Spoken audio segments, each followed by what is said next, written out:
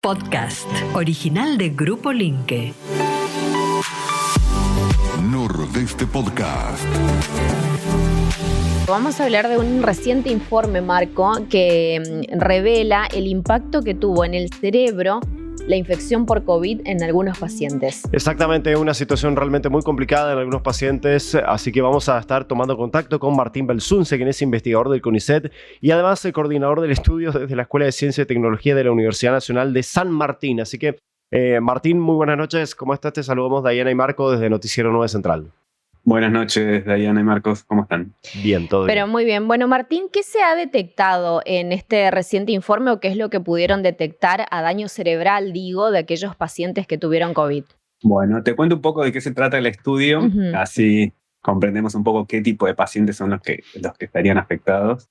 Nosotros lo que estudiamos es algo que se llama COVID prolongado, persistente, que solo le ocurrió aproximadamente al 10% de los infectados con COVID, que son personas que tuvieron COVID y puede haber sido leve o severo, no importaba la gravedad, quedaron con síntomas persistentes que no se iban por más de 3 meses. Y estos síntomas muchos eran cognitivos, esto significa que tenían quejas de memoria, problemas de atención, falta de concentración. Entonces esto es lo que se define COVID prolongado y desde la Universidad Nacional de San Martín nos decidimos a estudiar qué estaba pasando en el cerebro en estas personas que tenían esta queja cognitiva que no se les iba luego de haber tenido una infección de COVID. Entonces nos asociamos con un hospital de San Martín, el Hospital Eva Perón, con neurólogos, psicólogos. Yo vengo de la ingeniería y me especializo en el análisis de imágenes médicas y le hicimos resonancias magnéticas de cerebro a todas estas personas que tenían esta queja cognitiva luego de una infección de COVID.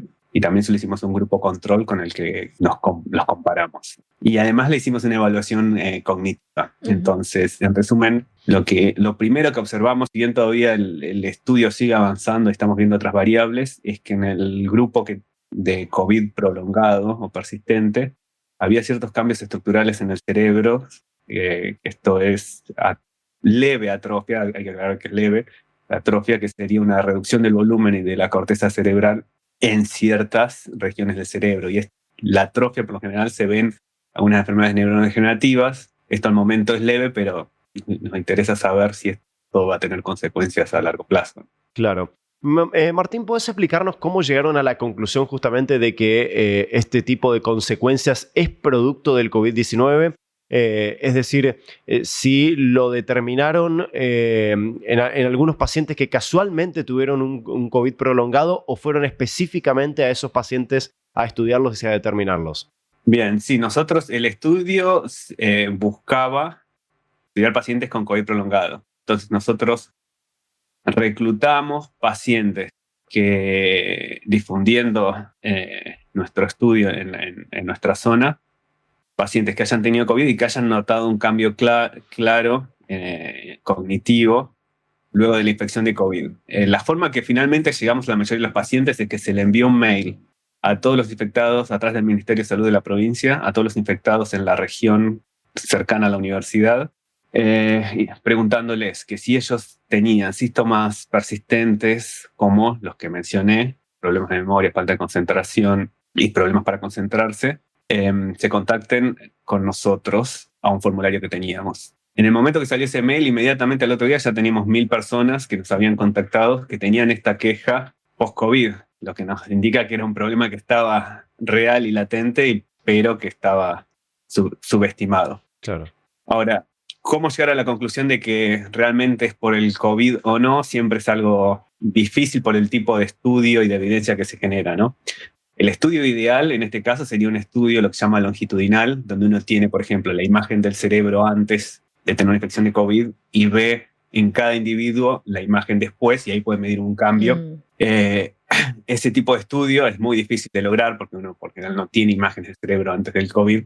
Entonces lo que se hace es un estudio transversal, que es el estudio que hicimos nosotros, donde reclutamos estas personas que llenaban el formulario, que tenían queja cognitiva por más de 3 meses. La mayoría lo tenían incluso por más de 2 años, con este problema de atención post-COVID y problemas de concentración. Y reclutamos un grupo control que podía o no haber tenido COVID, pero se recuperó inmediatamente y que estaba macheado es tenía las mismas características en edad, sexo y nivel educativo, que son variables muy relevantes a la hora de evaluar el cerebro. Entonces, cuando comparamos estos dos grupos, vimos que el grupo de COVID prolongado tenía ciertas regiones del cerebro reducidas, especialmente la corteza cerebral, que es donde están los cuerpos neuronales. Y así es como determinamos que es una característica propia de este grupo de pacientes, a través de un análisis estadístico que nos puede asegurar que esa diferencia es real y no es aleatoria. Claro. Martín, ¿por qué es importante la realización de este estudio, de esta investigación?